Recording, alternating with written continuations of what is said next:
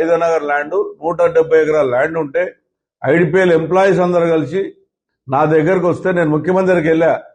Sir నిరుపేదలు వీళ్ళు 300 గజాలు ఎప్పుడు 4 పెళ్లి కింద కొనుక్కున్నారు, రెగ్యులరైజ్ చేయమంటే ముఖ్యమంత్రిని ఒప్పిస్తే నేను పొగిలేటి శ్రీనివాసరెడ్డి ఇప్పుడున్న రెవెన్యూ మంత్రి ఇద్దరం కలిసి ప్రయత్నం చేశాం. మంచి చేద్దామని చెప్పి ఆయన పొగిలేటి శ్రీనివాసరెడ్డి గారు నేను ప్రయత్నం చేస్తే అడ్డం పడి పెద్దగా ఆఫర్ అడిగితే వదిలిపెట్టినందని. నిరుపేదలు కాకుండా ఐడిపిఎల్ ఎంప్లాయీస్ 100,000 మంది వాళ్ళు అడగని చెప్తారు ఎందుకు ఆ 163 సర్వే నంబర్ ఐదనగర్ ఎందుకు అయిందని. రెగ్యులరైజ్ చేసే రెగ్యులర్గా అడ్డం పడ్డది. ఇప్పుడున్న రెవెన్యూ మంత్రి పొగిలేటి శ్రీనివాసరెడ్డి నేను బదిలీ ఇద్దరం పోయి కూడా ఏమైనా మా గురించి మాట్లాడు చరిత్ర వేసుకొని 4 బండ్లు వేసుకొని 4 పిల్లల్ని వేసుకొని తిరిగి రౌడీజం చేసుకుంటా మేము వస్తున్న భయపడతారు. నీ హోటల్ కుక్కడపల్ల కుక్కలు తిరిగిపోతూనే ఉంటాయి, వచ్చి తిరుగుతూనే ఉంటాయి, పోతూనే ఉంటాయి. మా ప్రజలు మాకు దేవుళ్ళు, మా ప్రజల పక్షాలు ఉంటాం, ప్రజలనే ఉంటాం. 6 గంటలు వేస్తాం, ప్రజలకు ఏం కావాలో చేస్తాం.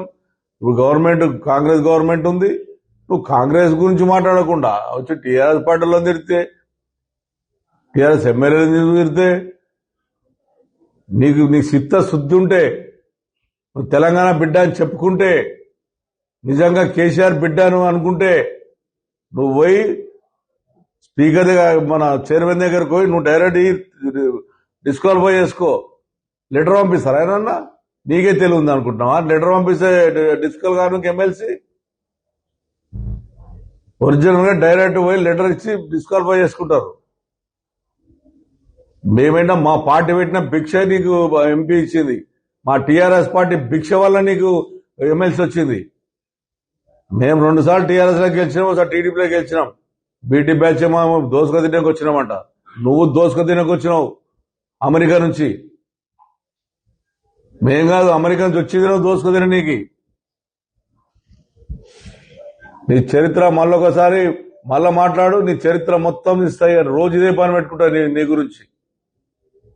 ఏ జరుగుతుంది మళ్ళొక్కసారి మా వాళ్ళ గురించి కానీ, మా పార్టీ గురించి కానీ, మా నాయకుల గురించి మాట్లాడినా వాళ్ళు ఏం చేస్తారో వాళ్ళు చూస్తారు. నేనేం చేస్తాను నా సంగతి నేను చూపెడతా. అవి ఏం తెలుసు అంటే ట్రక్ పార్క్ గురించి ఎన్టీఆర్ స్కూల్ నువ్వు కట్టినావు. మా సొంత డబ్బులు అవి రమ్య గ్రౌండ్లో. అది గవర్నమెంట్ డబ్బులు కాదు. అది ఆడుకోతావు, అది చెప్తావు కథ. ఆడ పోతావు 307 నుంచి పోతీవి, తిడితీవి ఉన్న ఎమ్మెల్యే గాంధీని తిడితీవి. తెల్లారిపోతే కథ మా మాటలు బంద్. ఏంది నీది? ఏం చేసుకున్నావు? మళ్ళీ మాట్లాడుతుందా? మళ్ళా బంద్. ప్రజలకు రేపిస్తారని చెప్పావు. 200 మంది గొలవడితే ఏమైంది?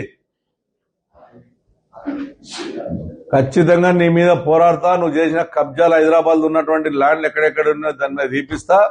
ఎక్కడెక్కడ ల్యాండ్లు అన్ని నా దగ్గర ఉన్నాయి రికార్డు. నేను కేసీఆర్ మీద అభిమానంతో ఎప్పుడు మాట్లాడలేదు. నేను నీ తెరువు ఎప్పుడు రాలేదు.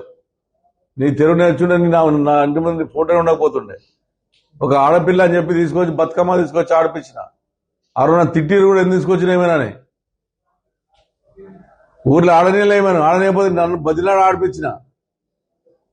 ఒక ఆడపిల్ల మెచ్చుకుంటుందా నేను ఇలా తెలంగాణలో పైసలు ఇచ్చుకుంటా, 500 300 ఇచ్చుకుంటా, ఎంబడి తెంపుకుంటా, జిందాబాద్లు కొట్టిపించుకుంటా.